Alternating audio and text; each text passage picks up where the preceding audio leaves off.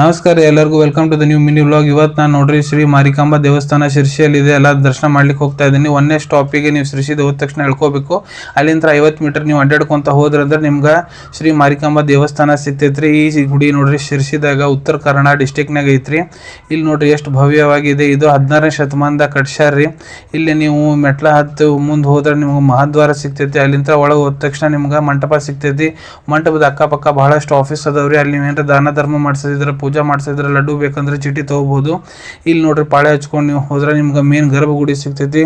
ಗರ್ಭಗುಡಿ ಹೋಗಿ ದೇವಿ ದರ್ಶನ ಮಾಡ್ಕೊಂಡ್ರಿ. ಶ್ರೀ ಮಾರಿಕಾಂಬಾ ದೇವಿ ನೋಡ್ರಿ ಶಿರ್ಸಿದು ಗ್ರಾಮ ದೇವತೆ. ಮತ್ತು ಮಾರಿಕಾಂಬಕ್ಕ ದುರ್ಗಾದೊಂದು ಅವತಾರ ಕೂಡ ಅಂತ ಹೇಳ್ಯಾರ್ರಿ. ಇದು ನೋಡ್ರಿ 100 ಕಿಲೋಮೀಟರ್ ಅಷ್ಟ ಆಗ್ತೈತ್ರಿ ಹುಬ್ಬಳ್ಳಿಲಿಂತ್ರ. ಇಲ್ಲಿ ನೀವು ದರ್ಶನ ಮಾಡ್ಕೊಂಡು ಎಕ್ಸಿಟ್ ತೊಗೊಂಡ್ರೆ ಹೊರಗೆ ನಿಮ್ಗೆ ತೀರ್ಥ ಪ್ರಸಾದ ಮತ್ತು ಹೂವು ಕೊಡ್ತಾರ್ರಿ.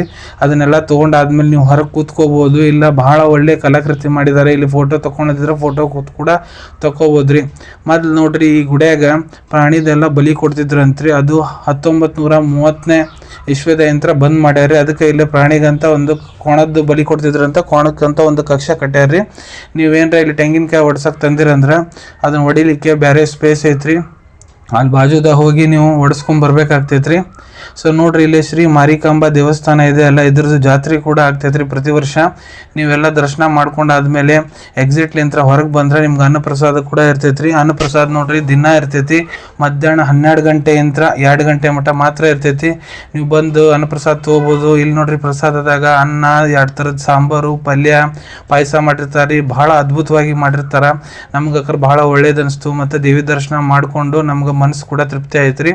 ಸೊ ಯಾರಾದರೂ ಏನಾದರೂ ಈ ಕಡೆ ಬಂದಿಲ್ಲ ಅಂದ್ರೆ ಬರ್ರಿ ಶಿರ್ಸಿಗೆ ಶ್ರೀ ಮಾರಿಕಾಂಬಾ ದೇವಸ್ಥಾನ ದರ್ಶನ ಮಾಡ್ಕೋರಿ. ಮತ್ತು ನೀವು ದೇವಿ ಆಶೀರ್ವಾದ ತೋರಿ, ನೀವು ಕೂಡ ಸುಖವಾಗಿ ಇರ್ರಿ.